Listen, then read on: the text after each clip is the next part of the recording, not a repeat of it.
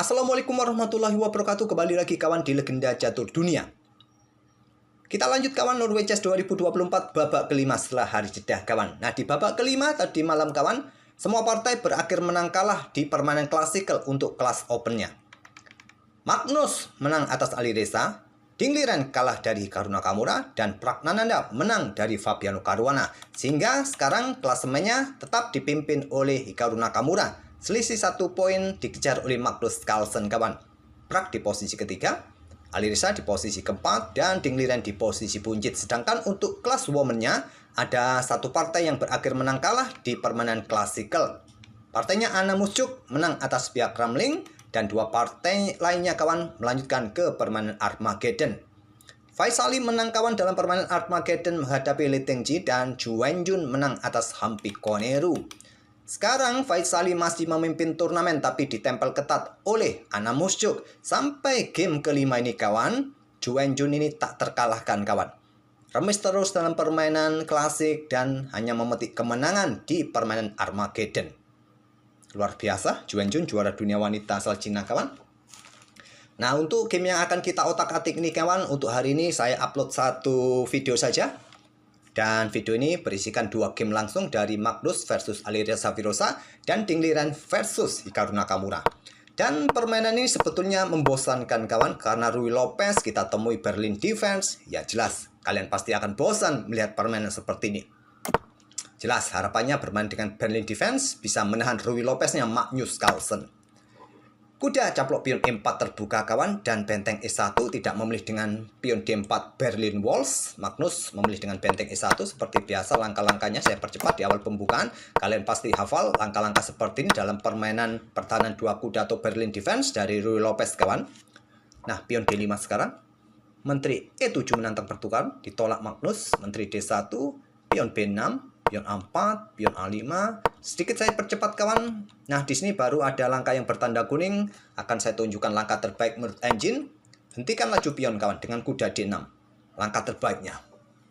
Mungkin gajah E3 kah ini akan dimainkan oleh putih melanjutkan pengembangan atau pertukaran kuda di sini kawan. Nah, baru gajah dikeluarkan petak G4 untuk proteksi pionnya. Ali Reza menantang pertukaran gajah gelap. Pion D6. Kuda caplok. Gajah pukul gajah. Ambil balik oleh menteri. Kuda caplok. Ambil balik. Ambil balik. Pion dalam ancaman. Pion dalam ancaman. Posisi pion lemah kawan ini juga lemah. Tapi jumlahnya sama. Masih cukup seimbang sementara. Memang kalau kita lihat dari evaluasi bar, putih mempunyai sedikit keuntungan. Tapi masih bisa diantisipasi oleh Ali Reza. Gajah C6. Lindungi pion dan blokade ancaman terhadap pion B-nya. Benteng E1 sekarang, Menteri F6, merelakan konstruksi pionnya rusak kawan, menantang pertukaran dan diterima oleh Magnus. Pion B3 terlebih dahulu kawan. Kemudian ada benteng B8 dan pion C4. Benteng D1 yang disukai oleh Stockfish. Kalau kalian langsung menusuk ke baris ke-7 kawan, bahayanya di sini. Pion ini jatuh, tapi kalian juga bisa kehilangan pion. Kalau blokade dengan pion C4, hati-hati kawan, gajah E6. Benteng tidak bisa pulang ke rumah. Jadi pion C4 terlebih dahulu oleh Magnus. Sekarang pion C5. Baru benteng E7. Benteng C8. Pion F3. Baku hantam didahului oleh Ali Reza. Nah, caplok kembali oleh gajah kawan. Pion dalam ancaman. Nah, di sini Ali Reza ambil pion A4. Magnus ambil pion F7 skak. Raja bergeser ke F8. Dekati benteng. Benteng A7. Percuma juga kawan mengincar pion ini. Tidak bisa lagi. Karena gajah ini bergerak ke petak C6 juga akan terusir. Kalau benteng ambil pion, gajah juga dalam posisi tertawan. Benteng A7. Gajah B5. Pion H5. Benteng C5. Raja F2. Raja G3. Benteng E2. Benteng B7. Ada gajah D3 kawan. Lanjut. Ali Reza Firoza dan tantang pertukaran gajah diladeni. Kemudian benteng C2, Magnus ambil pion B6. Sementara Magnus unggul 1 pion. Dan raja naik ke petak G7. Kenapa tidak caplok kawan? Yang ditakutkan raja nanti akan tercut off kawan, tidak bisa naik. Jadi memilih naik terlebih dahulu. benteng A6, benteng caplok pion C4, benteng caplok pion A5. Magnus masih unggul 1 pion. Dan beberapa langkah ini kawan, sepertinya mereka kesulitan untuk improvisasi permainan, di mana Alireza hanya mondar-mandir saja kawan, mempertahankan posisi baris ketujuhnya. Lihat, hanya bermain dengan benteng, geser kanan, geser kiri. Magnus bingung dengan rajanya, bentengnya juga bingung kawan. Alireza hanya main-main dengan benteng di baris ketujuh saja. Nah, setelah pion F5, Magnus improvisasi posisi rajanya kawan, ingin menyusup sampai baris ke-6 atau baris ke-7. Benteng A7 skak. Sekarang benteng Magnus Carlsen bisa meng-cut off kawan posisi raja hitam di baris ke-7. Benteng caplok pion G4. Nah, sekarang raja bergeser ke E6.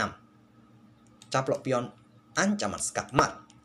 Benteng A4, benteng D7, kalau ada skak, blokade. Benteng A1, raja caplok pion F6, benteng A6 skak, raja E5, benteng B6, benteng D6. Benteng pukul, benteng blunder ternyata kawan. Ya, sulit kawan untuk mempertahankan pion ini. Berharap bisa settlemate kawan Alireza. Stockfish menilai langkah terbaiknya ke sini. Tapi itu pun dari kacamata kita untuk meladeni permainan Magnus kawan, akan gelagapan hitam kawan. Rentan jatuh juga pion ini. Sulit kawan. Berharap settlemate, tapi tidak bisa. Dan di langkah ke-82, Alireza menyerah. Karena jika raja maju ke sini kawan, ya pertahankan terlebih dahulu. Mundur, kemana? Ke sini, raja menyelinap kawan ke sini kawan. Pion jatuh. Pokoknya idenya raja harus bisa menuju ke petak G6. Untuk merebut pion ini dan kalah hitam. Oke, satu game lagi dari Ding Liren versus Hikaru Nakamura. Mereka bermain dengan Queen's Gambit Decline variasi Austria. Hikaru Nakamura dengan permainan seperti ini kawan, harapannya terjadi permainan yang simple. Itulah harapan dari Hikaru Nakamura. Di posisi ini kawan, selain pion C pukul pion D5, pion D pukul pion C5 pilihan keduanya. Nah, Engine menilai pion E6 merupakan pilihan terkuatnya, tapi kebanyakan manusia dorong maju ke petak D4 kawan. Setelah kuda F3, kuda C6 pertahankan pion. Nah, dah pion E3 perkuat dengan pion E5-nya. Baku hantam, ambil balik. Setelah gajah D3, mungkin melanjutkan untuk sikat pion C5 ataupun kuda F6 kawan. Itulah dengan langkah pion D pukul pion C5. Ding Liren memilih dengan pion C pukul pion D5, kuda F6, kuda C3, kuda caplok pion D5. Setelah kuda F3, pion C pukul pion D4, ambil menggunakan menteri, kemudian baku hantam petak C3 kawan. Kalau kalian menukarkan menteri terlebih dahulu, harapan tidak bisa melakukan rokade hitam kawan. Ingat, struktur pion kalian rusak kawan. Jadi, Ding Liren memilih langsung ambil balik menggunakan menteri. Setelah kuda C6 ada pion E4, gajah terang segera keluar. Dihentikan dengan pion A6, kontrol petak B5 kawan. Setelah gajah E2, pion E5. Pion A3 kawan, agar tidak ada gangguan, tusukan, jelas ancaman dari gajah tadi setelah pion E5. Gajah G4, rokade Ding Liren. Benteng C8, menteri bergeser menghindari serangan discover kawan. Stockfish menyukai gajah C4. Menekan pion di sini juga kawan. Mungkin gajah akan pertahankan diri untuk juga persiapan rokade. Nah, pion H3 untuk provokasi, paksa untuk pertukaran ataupun mundur. Menteri B3 pilihan Ding Liren. Kuda A5, menteri A4 skak blokade dengan pion B5, menteri mundur kembali, dan Hikaru Nakamura simplifikasi, mengajak permainan tanpa menteri di langkah ke-14. Tapi setelah pertukaran menteri ini kawan, posisi Hikaru Nakamura semakin bagus kawan. Apalagi diikuti langkah-langkah yang kurang presisi dari Ding Liren. Di sini tadi sudah jelas kawan, kalau kalian caplok pion ini langsung ya gajah jatuh. Oleh karena itu raja bergeser, menghindari juga tekanan di diagonal gelap, backup gajah, ingin rebut pion. Tapi Hikaru Nakamura simpel dengan pion F6. Setelah benteng D3, gajah E6, lindungi kuda kawan. Nah, kuda D2 menantang pertukaran. Benteng C3, menurut Stockfish yang terkuat, tapi kuda D2. Kuda D4, serang gajah terang kawan. Ada pion B4, gajah mundur ke petak B6. Nah, setelah gajah B2, Nakamura memilih ambil gajah terang. Ambil balik oleh raja. Nakamura bermain dengan sepasang gajah. Kemudian raja naik, tak perlu rokade kawan. Karena sudah tidak ada menteri dan tak ada ancaman yang berarti di mana para perwira putih ini kawan masih berada di area pertahanannya sendiri kawan. Belum sempat menusuk. Mungkin nanti ditantang pertukan benteng di lajur D oleh Nakamura. Ada pion F3. Benteng C3 yang terkuat. Ke sini menantang pertukan benteng terlebih dahulu. Tapi dengan pion F3. Ya, untuk menghindari tekanan di sini kawan, perkuat konstruksi pionnya cukup standar, cukup gika juga langkah dari Ding Liren. Benteng C2. Di sini tadi Stockfish menyukai dengan pion G5 kawan untuk mempercepat penguasaan ruang sisi raja dengan pion-pion diikuti pion H nanti. Tapi langsung menusuk ke baris kedua, tidak mau menunggu lama kawan. Benteng C3 ada gajah C4. Kuda tidak bisa caplok karena posisinya dalam posisi kena pin. Raja mundur ke petak E1, ada gajah F2 skak. Dan Stockfish menyukai ambil gajah, biar kuda jatuh, raja mundur ke G1. Mungkin nanti ada benteng kawan, dobling di lajur D. Ding Liren memilih raja bergeser ke petak D1, ada benteng pukul benteng, ambil balik oleh gajah. Kemudian benteng D8, pin kuda kawan. Benteng A1. Susah juga sekarang posisi raja. Tidak bisa ke sini, tidak bisa ke sini. Kalau ke sini kawan, ada pin lagi dari gajah gelap. Kalau ke sini, bahayanya di sini. Sudah repot kawan, raja putih sekarang posisinya. Benteng A1, gajah F1 kawan, ingin coba rebut pion. Pion G3, ada gajah E3. Nah, di sini pion A4, baku hantam petak A4. Kemudian gajah mundur, serang benteng, benteng mundur kembali. Ada benteng naik ke petak D3. Batasi pergerakan perwira di baris ketiga kawan, ancam gajah. Benteng C1. Sekarang baru bermain dengan pion, Nakamura dengan pion H5-nya. Setelah raja naik, di sini ada gajah sikat kuda D2. Ambil balik oleh gajah, baru benteng ambil pion F3.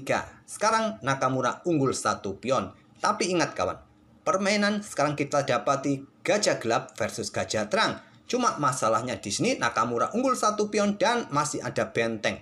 Ini yang bisa menjadi pembeda. Jangan sampai nanti memberikan kesempatan putih untuk menukarkan benteng kawan. Bisa berakhir miss. Benteng E1. Gajah C5. Coba rebut pion kawan. Ada benteng E3. Tentu ditolak. Benteng F2. Pion H4. Gajah A4 skak. Raja naik ke petak C3. Di sini raja hitam naik ke petak E6. Benteng E1. Benteng G2. Coba rebut pion kawan. Benteng perkuat lagi posisi pion. Sekarang pion G6. Gajah E1 kawan, perkuat posisi pion dan mungkin persiapan naik juga. Langsung dicegah dengan gajah B5, raja B3, gajah E2 kawan. Ada gajah C3, benteng F2, raja C2. Saya sedikit percepat kawan. Mereka sepertinya kesulitan di posisi ini. Raja D3, gajah G2. Nah, benteng E1. Berikutnya menantang pertukaran baku hantam kawan. Ada 1 pion terpisah di lajur H. Dan berikan jalan berikutnya, coba rebut pion ini mungkin. Nah, gajah F1 berikan jalan skak, raja bergeser, gajah E2, nah gajah E3, benteng H2, gajah C5, gajah B5, Ding Liren menyerah karena satu langkah berikutnya pion I jatuh, sulit kalian backup lagi kawan. Memang dalam permainan endgame gajah versus gajah yang berlainan warna petak kawan, yang menjadi penentu kemenangan adalah jumlah pion dan juga adanya perwira yang lain. Terkadang unggul 2 pion pun masih bisa remis kalau tidak ada dukungan perwira yang lain. Ini yang menjadi pembeda. Oke, semoga permainan dari para pemain tadi di babak kelima bisa menghibur kalian kawan. Dan dengan kemenangan ini kawan, Hikaru Nakamura menembus kembali angka 2800 elo ratingnya dan menjadi pecatur nomor 2 sementara di live rating kawan. Selamat buat Hikaru Nakamura yang 9 tahun ini akhirnya bisa menembus kembali 2800. Oke, terima kasih sudah mampir tiap hari. Kita akan bertemu di video-video berikutnya. Wassalamualaikum warahmatullahi wabarakatuh.